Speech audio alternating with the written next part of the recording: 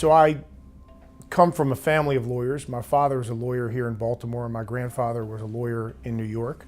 So you might say that I was destined to be a lawyer. I grew up here in Baltimore. I went to McDonough School, graduated in 1987, left Baltimore to go to Boston, went to Tufts University, spent 4 years in Boston, loved it up there, but always wanted to come back home and practice law here in Maryland. So I came back and went to University of Maryland Law School. Graduated from the law school in 1994. Always knew I wanted to work at what was then Piper & Marbury. It was always the premier law firm in town. And so I had applied to work at Piper as a summer associate when I was in law school and was rejected. Applied to work at Piper & Marbury after law school and was rejected. And so I did a clerkship for a year after law school with Glenn Harrell, who was on the Court of Special Appeals at the time, is now on the Court of Appeals.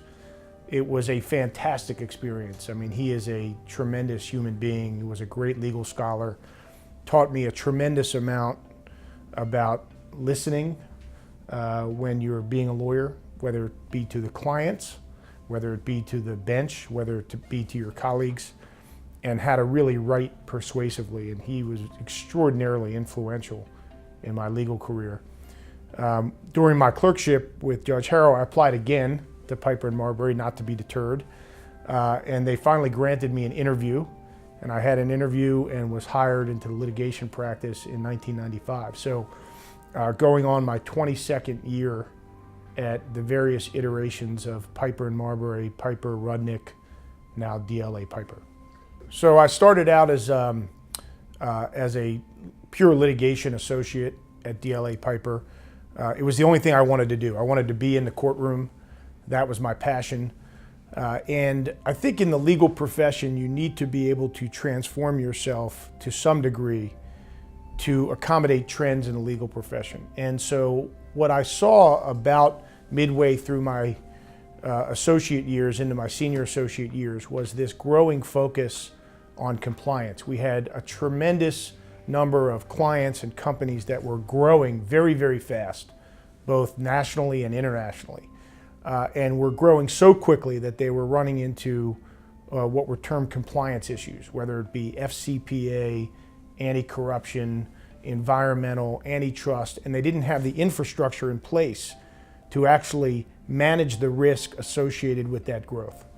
I got put on one major engagement for AIG up in New York. AIG had a series of very well-publicized financial problems.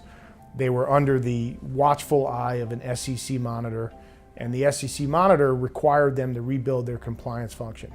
And I was put on that engagement. I spent 2 or 3 days a week in New York for almost 2 years, rebuilding their compliance function. And that's where it really dawned on me that, number one, this was a hugely opportunistic area of the law, number one. Number two, I understood it pretty well, and given my experience at AIG, probably had unprecedented experience in building a compliance program from the ground up, and I really enjoyed it.